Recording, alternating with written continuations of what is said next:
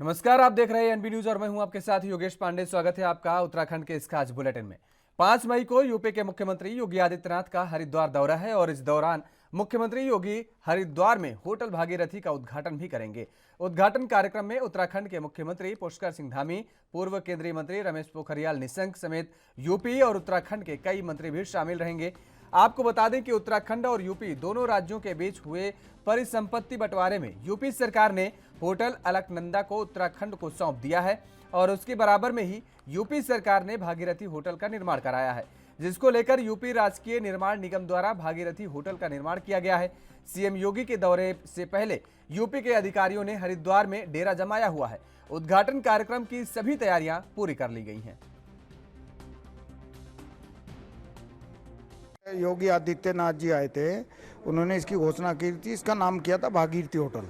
बराबर में जो बनाया उसका नाम है अलकनंदा होटल, क्योंकि भागीरथी और अलकनंदा दो नदी हैं, उनसे दोनों को मिलकर गंगा जी बनी है। यूपी टूरिज्म का होटल बन रहा है और यूपी वालों ने बनवाया अपने पैसे से, जो कि 72 बाई 36 स्क्वायर मीटर में इसका एरिया है और इसका 5 तारीख को भी ये पूरा कर दिया गया। निर्माण निगम द्वारा, यूपी राज्य के निर्माण निगम के द्वारा इसे बनाया गया है, जो कि ये 5 तारीख को, इसका 5 मई को उद्घाटन होना है। कौन कौन उद्घाटन में शामिल हो? उद्घाटन में योगी आदित्यनाथ जी, पुष्कर सिंह धामी जी, त्रिवेंद्र सिंह रावत जी, सतपाल महाराज जी, रमेश पोखरियाल निशंक जी और यूपी गवर्नमेंट के पर्यटन मंत्री। मध्य हिमालयी क्षेत्र गढ़वाल और कुमाऊं को उत्तराखंड कहा गया है। पुराणों में गढ़वाल को केदार खंड तो कुमाऊं मंडल को मानस खंड के रूप में जाना जाता है। सरकार अब पर्यटन को बढ़ावा देने के उद्देश्य से गढ़वाल के 4 धाम की तर्ज पर कुमाऊं के मंदिरों को विकसित करना चाहती है और इसके लिए मानस खंड कॉरिडोर नाम से प्रोजेक्ट तैयार किया जा रहा है, जिसे मंदिर माला प्रोजेक्ट भी कहा जा रहा है। और इसके तहत कुमाऊं के प्रमुख मंदिरों को बेहतर सड़कों से कनेक्ट किया जाएगा। गढ़वाल और कुमाऊं के बीच रोड कनेक्टिविटी भी सुधारी जाएगी। मुख्य सचिव एस संधू इस प्रोजेक्ट की तैयारियों को लेकर एक मीटिंग भी कर चुके हैं, जिसमें सभी डीएम से तत्काल उनसे जनपदों के प्रमुख मंदिरों और पर्यटन स्थलों के डिटेल्स रिपोर्ट मांगी गई है। मंदिरों के साथ ही उन पर्यटक स्थलों को भी विकसित किया जाएगा जिनकी पहचान व्यापक नहीं है लेकिन संभावनाएं हैं। लोक निर्माण विभाग के प्रमुख सचिव आर.के. सुधांशु ने बताया कि मानसखंड प्रोजेक्ट को लोक निर्माण विभाग और पर्यटन विभाग संयुक्त रूप से देखेंगे।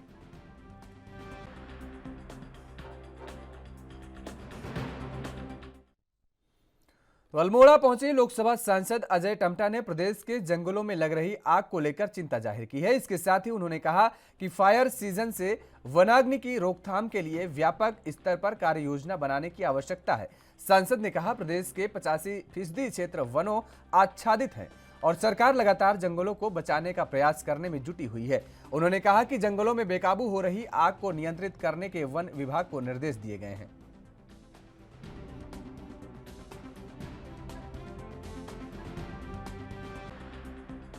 क्योंकि हर बार ये जो फायर सीज़न है, इस फायर सीज़न के अंदर वास्तव में उत्तराखंड के राज्य के अंदर जो 85% फॉरेस्ट एरिया है, इसमें भारी भरकम मात्रा में आग लगती है।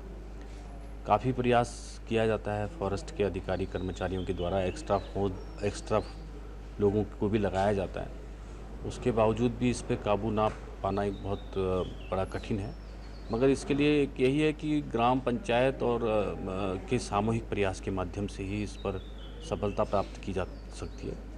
साथ ही हमने एक विचार किया है कि भाई इसका उपयोग, मतलब अल्टरनेट इसको हटाना पड़ेगा। इसको हटाने के लिए तो यानी जो पाइन नीडल है जिससे आग लगती है, तो पाइन नीडल का क्या उपयोग हो सकता है। जैसे कि पिछले बार 28 संयंत्र पूरे प्रदेश के अंदर प्रदेश सरकार ने आवंटित किए, जिससे उन्होंने गैसीफायर के माध्यम से वो उसमें ग्रिड को ऊर्जा देंगे, जो वैकल्पिक ऊर्जा प्राप्त करेंगे। मगर उसके परिणाम भी बहुत सारे नहीं आ रहे हैं। तो उसके परिणामों को लाने के लिए आज हम फॉरेस्ट ऑफिसरों से बात कर रहे हैं कि भाई उसके परिणाम आए जंगलों में। मुख्यमंत्री पुष्कर सिंह धामी ने राज्य के सरकारी कर्मचारियों और अधिकारियों के समय पर ऑफिस पहुंचने के लिए बायोमेट्रिक प्रणाली लगाने के हाल ही में निर्देश दिए थे और जिसको लेकर प्रदेश के सभी राजकीय विभागों में आज से ही बायोमेट्रिक अटेंडेंस लगाने की बात कही जा रही थी। जानकारी के मुताबिक सचिवालय में अभी कुल 9 बायोमेट्रिक मशीनें ही काम कर रही हैं, जिनमें से कई मशीनें फिंगर प्रिंटर्स नहीं पकड़ पा रही हैं और जिससे सचिवालय कर्मचारियों की संख्या के हिसाब से मशीनों की खासी कमी पड़ रही है, जिसके चलने और पहले दिन सिर्फ 566 बायोमेट्रिक हाजिरी लग पाई।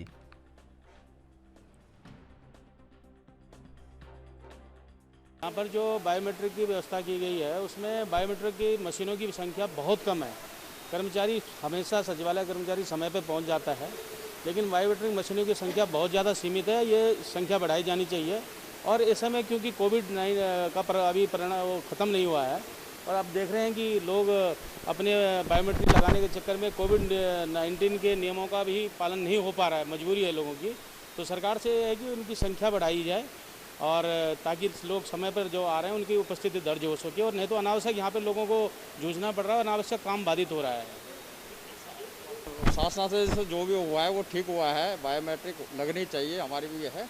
लेकिन सरकार एक तरह से हर बार जो है कर्मचारियों पे थोपने की कोशिश करती है कि कर्मचारी कामचोर है, जबकि इस उत्तराखंड राज्य के निर्माण में 94 दिन की हड़ताल कर्मचारी शिक्षकों ने की थी, इस राज्य की प्राप्ति की थी। और राज्य निर्माण के बाद कर्मचारी अग्रसर रूप से जो है कार्य करता है, शासकीय कार्यों का निर्वहन करता है। आपने देखा होगा बायोमेट्रिक के नाम पर हमारे यहाँ जो सचिवालय में राज्य की सर्वोच्च संस्था है, यहाँ का जो कर्मचारी है बहुत निपुणता से अपना कार्य संपादित करता है। EL जो है, जो 30 दिन की EL जो है राज्य कर्मचारियों को मिलती है। सचिवालय का कर्मचारी मात्र 10% ही वो 30 दिन के EL का लेता है, बाकी 90% वो 30 दिन उनका व्यर्थ जाती है। तो कहीं ना कहीं व्यवस्थाओं को दुरुस्त करने के उद्देश्य से ये कार्रवाई होनी चाहिए। बायोमेट्रिक का जहाँ तक सवाल है, बायोमेट्रिक प्रत्येक कंप्यूटर में अगर लगा दी जाए तो ये नौबत आज आप देख रहे होंगे कि बायोमेट्रिक के नाम पे। यूपी के सीएम योगी आदित्यनाथ इन दिनों उत्तराखंड के दौरे पर हैं, जहां वो पौड़ी गढ़वाल के अमकेश्वर विधानसभा के अपने पैतृक गांव पंचूर में परिवार के निजी कार्यक्रम में शामिल हुए। इस दौरान योगी आदित्यनाथ छोटे भाई महेंद्र बिष्ट के बेटे के मुंडन संस्कार में शामिल हुए। आपको बता दें कि मंगलवार रात को यूपी के मुख्यमंत्री योगी आदित्यनाथ ने अपने घर पर पहाड़ी व्यंजनों का आनंद लिया।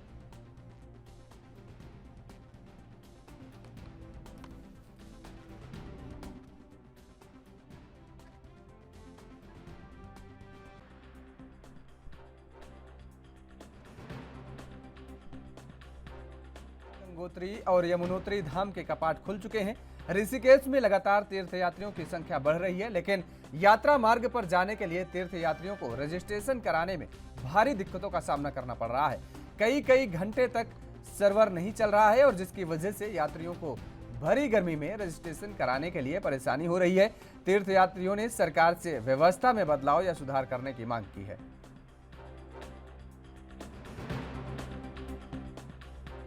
हम सुबह 7 बजे से खड़े हैं, अभी तक कोई व्यवस्था नहीं यहाँ पे और सब इधर उधर दौड़ा रहे हैं सबको और कोई काम नहीं कर रहे हैं। सुबह 7 बजे से अभी 2 बजे अभी तक कोई काम नहीं हुआ है और अभी तक हम खड़े हैं। उधर जाओ, यहाँ से आओ, वहाँ से आओ, कहाँ जाएंगे अभी। गुजरात से ये 4 धाम की यात्रा करने, लेकिन सुबह से खड़े 6 बजे से, लेकिन प्रशासन है, लेकिन ये थोड़ा बहुत चल रहा है, लेकिन सर्वर डाउन बोलता है, रजिस्ट्रेशन कम हो रहा है और चालू रहता है, नहीं रहता है, नेटवर्क प्रॉब्लम रहता है, थोड़ा बहुत मिलता है, पानी खरीद के लेना पड़ता है, थोड़ा बहुत चल जाता है। यात्रा के लिए निकले तो थोड़ा बहुत चलाना पड़ता है। कुछ भी नहीं, कोई प्रोग्राम नहीं है, कोई अनाउंसमेंट नहीं हो रहा है और सब यात्री हैरान हो जाते हैं। प्रशासन का थोड़ा काम खराब है, थोड़ा जांच जो होना चाहिए कि दिखाना पड़ता है सब लोगों को कि कैसे रजिस्ट्रेशन करवाए, कैसे बातचीत करें, सब बाहर से आते हैं। और बाजपुर में भारतीय किसान यूनियन के राष्ट्रीय प्रवक्ता राकेश टिकैत ने किसान आंदोलन के दौरान किसानों पर दर्ज हुए मुकदमे वापस नहीं होने पर नाराजगी व्यक्त की है और मुकदमे वापस नहीं होने पर एक बड़े आंदोलन की बात भी कही है। आपको बता दें कि भारतीय किसान यूनियन के राष्ट्रीय प्रवक्ता राकेश टिकैत बाजपुर पहुंचे, जहां राकेश टिकैत ने मीडिया से वार्ता करते हुए कहा कि किसान आंदोलन के दौरान सरकार से MSP पर समझौते की बात हुई थी और जिसमें सरकार ने सिर्फ किसान मोर्चा से कमेटी का नाम मांगे हैं और उन्होंने कहा है कि इसी को लेकर गुरुवार को लखीमपुर खीरी में किसानों की बैठक आयोजित की जाएगी।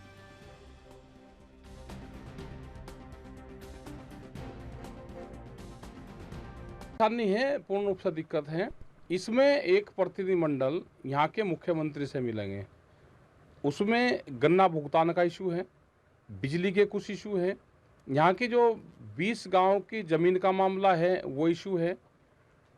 कुछ हरियाणा के किसानों ने यहाँ पे गन्ना डाला था उत्तराखंड में, उनका पैसा रुका हुआ है, उसके संबंध में बातचीत होगी और मुख्यमंत्री से हम टाइम ले रहे हैं और उम्मीद है कि जल्दी ही इस पे एक प्रतिनिधिमंडल जो सारे उत्तराखंड के इशू होंगे इस पे बातचीत करेगा। राजनीति षड्यंत्र है, किसान संगठन मजबूत होगा और हमारा संगठन मजबूत है, एसकेएम मजबूत है पूर्ण रूप से, तो सरकारों के हटाने से कुछ नहीं होगा, संगठित रहना पड़ेगा और मजबूती के साथ में अपना पक्ष सरकारों के सामने हम रखेंगे। इस पे बड़े आंदोलन करने की जरूरत होगी तो आंदोलन भी इस पे करा जाएगा। एफपीओ एक छोटी इंडस्ट्रीज की समझ मान लो, जिससे आने वाले टाइम पे कॉन्ट्रैक्ट फार्मिंग का एक वो पहली सीढ़ी है। एफपीओ तो है, ये सब किसान खेती कर रहा है, ये वही है। अब कौन आदमी उसको बना सकता है, मतलब यहाँ किसान अपने ट्रैक्टर का अपना उसका तो हिसाब नहीं रख सकता। एक चारधाम यात्रा का शुभारंभ हो चुका है। 5 अप्रैल को मुख्यमंत्री पुष्कर सिंह धामी चारधाम यात्रा का विधिवत बीटीसी परिसर से शुभारंभ भी करेंगे। आपको बता दें कि गंगोत्री यमुनोत्री धाम के कपाट खुलने के बाद तीर्थ नगरी में कुछ अव्यवस्थाएं भी देखने को मिली हैं। शहरी विकास मंत्री प्रेमचंद अग्रवाल ने व्यवस्थाओं का संज्ञान लेते हुए उन्होंने अव्यवस्थाओं को ठीक करने के लिए कई विभागों के अधिकारियों के साथ बैठक भी की और इस दौरान सभी अधिकारियों को व्यवस्थाएं दुरुस्त करने के निर्देश दिए। तो वहीं अधिकारियों ने शहरी विकास मंत्री को आश्वासन दिया है कि जिन बिंदुओं पर बैठक में चर्चा हुई है उन पर फिर से शिकायत का मौका नहीं दिया जाएगा। भी ब्रेक मार देना, इस पर पूरी तरह से फोकस करने की बात जहाँ पे बातचीत मेरी हुई है। और इसके साथ साथ जो पीछे से ट्रैफिक आने वाला है, जो बाहर का ट्रैफिक है, जो सीधा निकलना है, उसको हम लोग श्यामपुर बाईपास से सीधा बाहर निकालने की व्यवस्था पे हम लोग लगे। आरटीओ में जो हमारी ग्रीन कार्ड के या अन्य संबंधित जो गाड़ियाँ बाहर खड़ी रहती हैं, उनको वहाँ पार्किंग ना करके या तो अंदर या फिर भरत विहार अन्य क्षेत्रों में करने की बात हुई है। साथ में जो हमारा श्यामपुर फाटक है, वहाँ पे अन्य पुलिस व्यवस्था करने की बात है। और 40 जो हेड कांस्टेबल है इस क्षेत्र के लिए, चारधाम के लिए विशेषकर, और एक इंस्पेक्टर, उसको यहाँ डिप्यूट कर दिया गया है। 200 की डिमांड की है, उस पर भी हम लोग कोशिश कर रहे हैं कि ज़्यादा आए ताकि हमारे यहाँ ट्रैफिक व्यवस्था ठीक ठाक रहे। और इसके साथ साथ जो हमारी खाद्य सामग्री है उसका भी निरीक्षण बीच बीच में हो, यानी कोई चीज़ ऐसी ना हो जिस पे हमें लगे कि, मेरा साफ तौर पे कहना है कि यहीं से यात्रा प्रारंभ होती है तो इम्प्रेशन ठीक जाना चाहिए, यानी कि first impression is the last impression. उसी स्थिति में हम लोग यहाँ पे बातचीत कर रहे हैं की है और मुझे लगता है इसमें हम लोग सफल होंगे। और मैंने एक बात और कही है कि आने वाले जो हमारी यात्रा जो चल रही है, हर शनिवार को जो हमारे यहाँ के स्कूली बच्चे हैं उनके लिए छुट्टी हो, ताकि बच्चे 2-2, 3-3 घंटे तक जाम में ना फंस के, उनको जो बिल लाने की स्थिति है, फिर उनके कारण भी एक जाम की स्थिति, उसमें प्रेशर बढ़ रहा है, तो उसके लिए भी कहा है। और साथ में जो सत्यापन की स्थिति है उसे भी कहा है, जगह जगह जहाँ पे गाड़ियाँ और दूसरी चीज़ें खड़ी हैं, ठेलियाँ खड़ी हैं, उनके लिए भी बहुत कड़ा। बाहरी राज्यों से आकर उत्तराखंड में निवास करने वाले, किराए पर रहने वाले और व्यवसाय करने वाले लोगों को अब सत्यापन कराना आवश्यक होगा, जिसको लेकर पुलिस विभाग के उच्च अधिकारियों के निर्देश पर खटीमा पुलिस ने विशेष अभियान चलाया। सीओ भूपेंद्र भंडारी ने बताया कि मुख्यमंत्री और डीजीपी का आदेश है कि उत्तराखंड के बाहर से आकर रहने वाले लोगों का पूर्ण रूप से सत्यापन किया जाए और जिसके चलते सत्यापन की कार्रवाई लगातार की जा रही है। माननीय मुख्यमंत्री जी का भी और हमारे डीजीपी महोदय का भी आदेश है कि जो बाहरी व्यक्तियों का पूर्ण तौर पर जो है वो यहाँ सत्यापन कराया जाए। तो हम ये खटीमा क्षेत्र में या नानावता और जनगैया क्षेत्र में जो है लगातार ये सत्यापन की कार्रवाई चल रही है। जो बाहरी व्यक्ति बिना सत्यापन के यहाँ पर रह रहे हैं या कोई अपने दुकान आदि का वो या किराए पर रह रहे हैं, तो उनका जो है पूर्ण। भरत विहार में सरकारी भूमि पर हुए अवैध निर्माण के मामले में डीएम देहरादून आर राजेश कुमार ने मौका मुआयना किया और इस दौरान उन्होंने अधिकारियों से बातचीत भी की। इसके साथ ही उन्होंने एमडीडीए द्वारा की गई कार्रवाई का फीडबैक भी लिया। डीएम ने बताया कि अवैध निर्माण के संबंध में उन्होंने अधीनस्थ अधिकारियों से जानकारी ले ली है। मामले में तहसील प्रशासन को जल्द से जल्द कार्रवाई करने के निर्देश दिए गए हैं और डीएम ने कहा कि यह जमीन हर साल चारधाम यात्रा और कुंभ के दौरान पार्किंग के रूप में प्रयोग की जाती है। इसके साथ ही उन्होंने बताया कि शहर में गंगा तटों पर भी अवैध निर्माण की शिकायत मिली है, जिनका वो संज्ञान ले रहे हैं। जल्द से जल्द अवैध निर्माण पर कार्रवाई की जाएगी।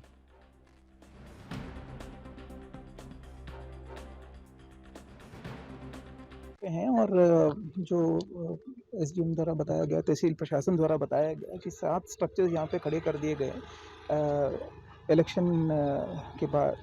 तो इसमें जो 279/1 है और 279/12 है, उसमें विवाद है। तो इनके द्वारा जो है इसको, इस पर्टिकुलर प्लॉट को 279/1 दिखा के यहाँ पे अवैध कंस्ट्रक्शन किया गया है, जबकि हम हर साल कुंभ पार्किंग के लिए प्रशासन यहाँ पे पार्किंग व्यवस्था सुनिश्चित करवाता है और इस काफ़ी स्थिति गंभीर है और मैंने तहसील प्रशासन को निर्देशित किया है कि इसमें जो डिमोलिशन की कार्रवाई है वो भी सुनिश्चित की जाए। कोर्ट में जिस भी स्टेज है, कोर्ट में को अवगत कराते हुए, और इसमें जिसने भी सरकारी भूमि पे अतिक्रमण किया है उनके खिलाफ भी कड़ी से कड़ी कार्रवाई अमल में लाई जाए, ये भी निर्देशित मैंने किया है।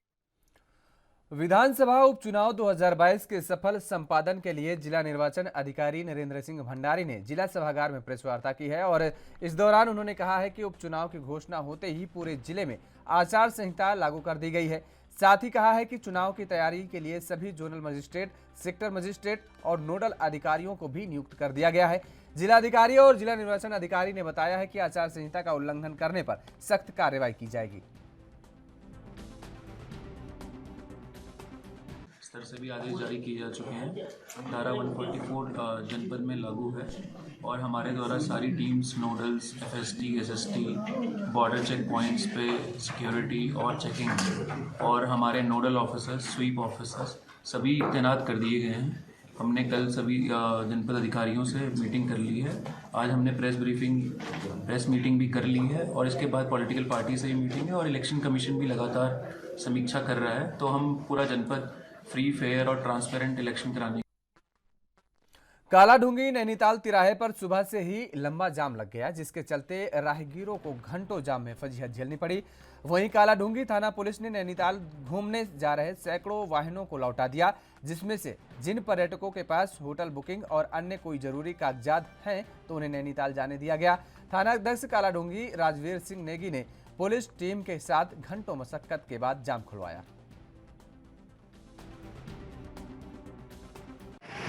ये जो ईद के बाद छुट्टी पड़ी है, इस संबंध में जो है नैनीताल में बाइकर्स आगे काफ़ी पॉल्यूशन करते हैं और हल्ला करते हैं। इस चक्कर में बाइकर्स को रोका गया है और जो बाहर से व्हीकल। बीते 2 मई को कुमाऊं कॉलोनी निवासी संपत्ति देवी बाजपुर रोड स्थित यूनियन बैंक से 11,000 रुपए निकालकर अपने घर जा रही थी कि तभी पीछे आ रहे 2 बाइक सवार लुटेरों ने उनसे पैसों वाली पॉलीथीन छीनकर फरार हो गए और पीड़ित ने पुलिस थाने में रिपोर्ट दर्ज कराई तो पुलिस तत्परता दिखाते हुए सीसीटीवी खंगालने लगी और घटना का खुलासा करते हुए एएसपी काशीपुर ने बताया कि लुटेरे काशीपुर के ही निवासी हैं और इसके साथ ही उन्होंने बताया कि घटना में लूटी हुई करीब 9,000 रुपए की रकम बरामद हुई है और जिसके बाद दोनों आरोपियों को न्यायालय में पेश किया गया।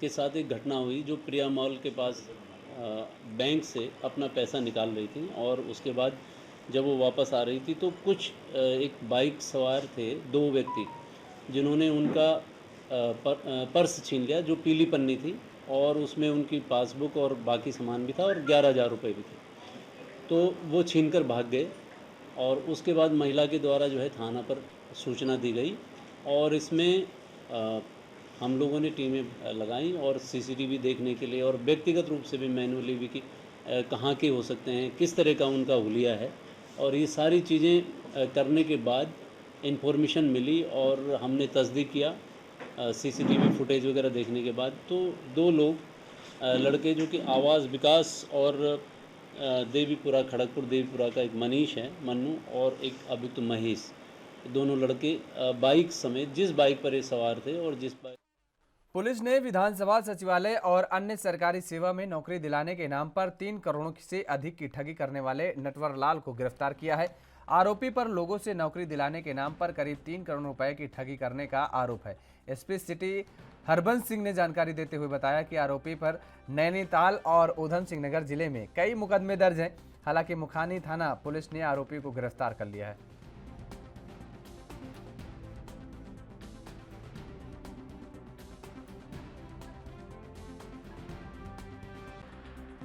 25 अप्रैल को मुखानी थाने में एक अभियोग पंजीकृत किया गया था 420 का रितेश पांडे के विरुद्ध, जिसमें वादी नवीन चंद जोशी हैं। तो इसकी इन्वेस्टिगेशन के सापेक्ष इसने बताया था कि 4.5 लाख रुपए इसने ऑनलाइन मेरे से लिए हैं और सरकारी नौकरी सचिवालय और विधानसभा में सरकारी नौकरी के नाम पर लिए हैं। जो रितेश पांडे है इसके विरुद्ध कोतवाली रामनगर में भी और कोतवाली बल्लीताल में भी अभियोग पंजीकृत किए गए हैं 420 के।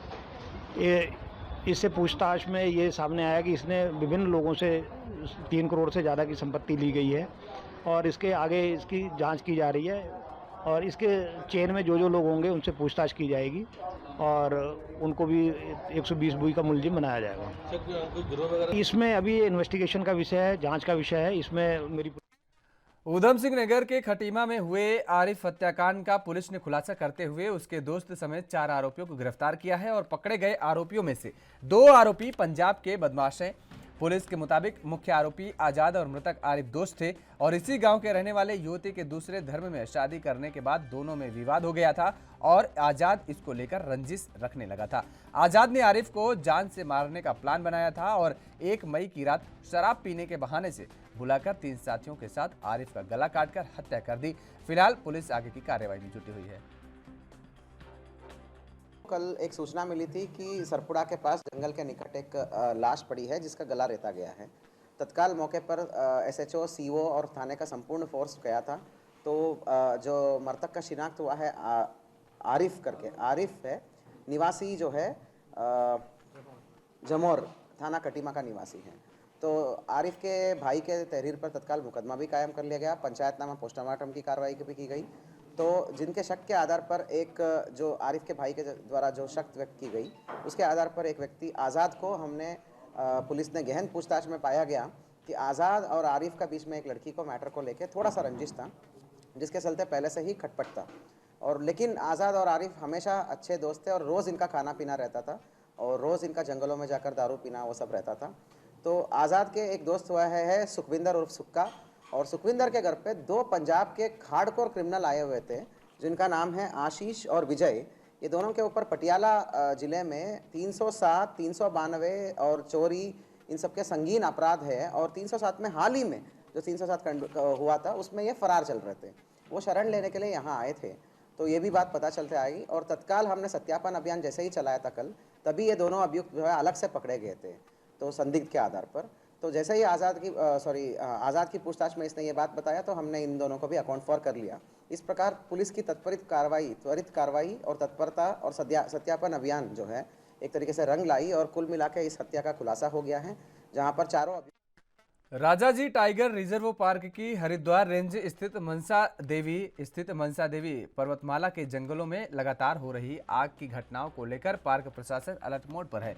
जानकारी के मुताबिक बीते 26 अप्रैल से राजाजी टाइगर रिजर्व पार्क के जंगलों में लगी आग की चपेट में 40 हेक्टेयर जंगल चपेट में आ चुकी है और इसके बाद भी बीते दिनों राजाजी टाइगर रिजर्व पार्क के जंगल में आग लग गई थी। वन क्षेत्राधिकारी दिनेश नौटियाल ने बताया कि राजाजी पार्क के जंगल में लगातार हो रही आग की घटनाओं को लेकर अब पार्क प्रशासन अलर्ट मोड पर है, जिसको लेकर राजाजी पार्क के हरिद्वार रेंज के 50 से 60 कर्मचारी जंगलों में तैनात कर दिए गए हैं ताकि जंगलों को आग से बचाया जा सके। पर जहाँ तक हरिद्वार वन प्रभाग का सवाल है तो हमारे पास इस तरह की कोई ऐसी बड़ी घटना नहीं हुई है। छोटी मोटी घटनाएं हुई हैं और उससे लेकर के हमने शुरू में ही तैयारियां शुरू कर दी। जैसे जनवरी फरवरी माह में हम लोग अपनी फायर लाइनों का फुकान करते हैं तो उस समय हमारी जो ड्रिल चली हैं, जो हमने एक्सरसाइज की हैं, लोगों को अपने साथ जोड़ा, स्कूलों में हमने प्रोग्राम किए, तो उस समय हमने अपनी सारी तैयारियाँ कर दी थी। उसके बाद जो है हमने अपनी स्पेशल क्षेत्र जो बहुत सेंसिटिव एरिया हैं तो वहाँ पर हमने टीमें बनाई हैं। उन टीमों में इस समय आप प्रभाग में देखेंगे तो 101 फायर वॉचर हम लोगों ने रखे हुए हैं तो उनको उनकी सेंसिटिविटी के हिसाब से हम लोगों ने डिस्ट्रीब्यूट किया हुआ है। तो हर एक क्षेत्र में टीमें हैं और हमारी टीमें इस समय इतनी सक्सेसफुल तरीके से काम कर रही हैं कि हरिद्वार वन प्रभाग में इस तरह की कोई घटना अभी तक नहीं हो पाई। रात दिन हमारे लड़के गश्त करते हैं और साथ में ही उसके साथ साथ वाइल्ड लाइफ मैनेजमेंट का भी काम साथ में होता है। राजाजी नेशनल पार्क में इनफैक्ट 1-2 दिन से कहीं उत्तराखंड के ऋषिकेश में बादलों की गड़गड़ाहट के साथ तेज बारिश और ओलों की बौछार से मौसम का मिजाज बदल गया है, जिसके बाद लोगों को चिलचिलाती धूप से राहत मिल गई है। इसके साथ ही प्रदेश से लगातार वनाग्नि की घटनाओं में भी लोगों को राहत मिली है। आपको बता दें कि ऋषिकेश में पर्यटकों के चेहरों पर भी खुशी देखने को मिल रही है।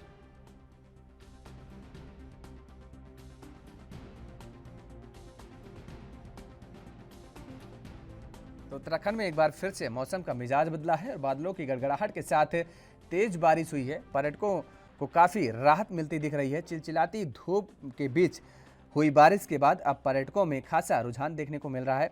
पर्यटकों में खुशी की लहर देखने को मिल रही है। बादलों की गड़गड़ाहट के साथ आज तेज बारिश हुई उत्तराखंड में। आपको बता दें कि जिसके बाद लोगों को गर्मी से काफ़ी राहत मिलती नजर आ रही है और लोगों को राहत मिलती नजर आ रही है। इसी बीच पर्यटकों में उत्तराखंड में पर्यटकों में काफ़ी खुशी का माहौल भी देखा गया।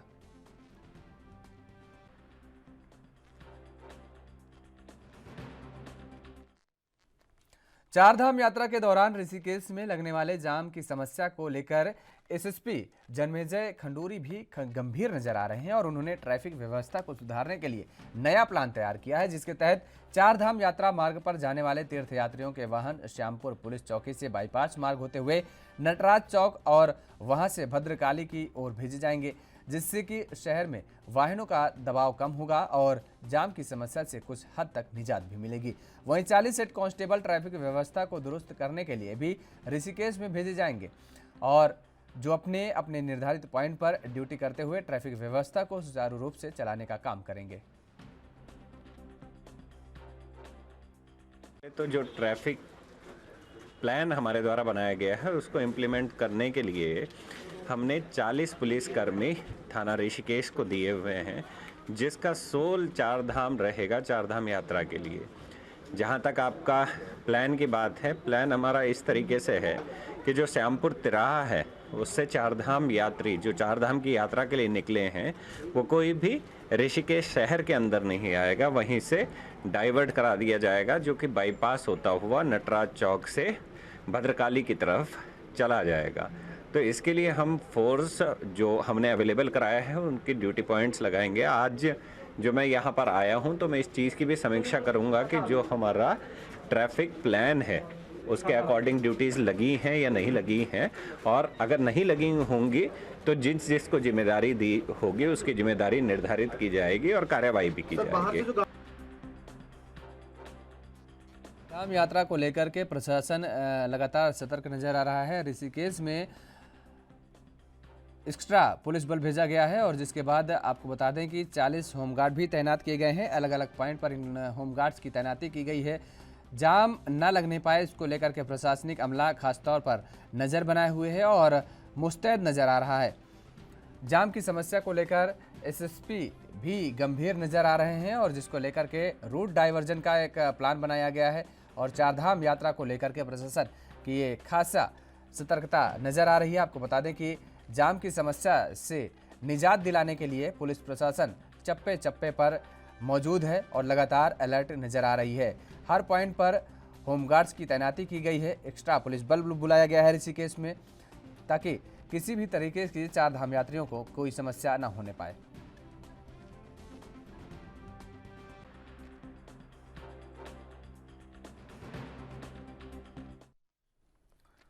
और उत्तराखंड के इस खास बुलेटिन में फिलहाल मेरे साथ इतना ही। देश और दुनिया की तमाम खबरों के लिए आप देखते रहिए ANB न्यूज़। नमस्कार।